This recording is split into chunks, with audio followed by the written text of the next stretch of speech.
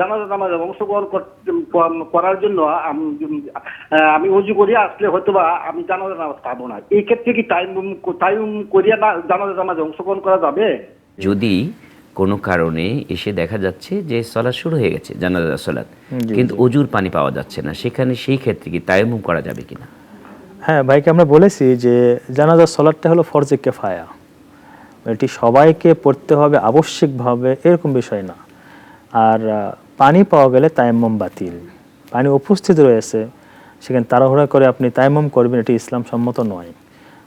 আপনি ওযু করবেন, ওযু করে জানাজা কিছু পেলে আপনি পাবেন, পড়বেন, না হলে নাই।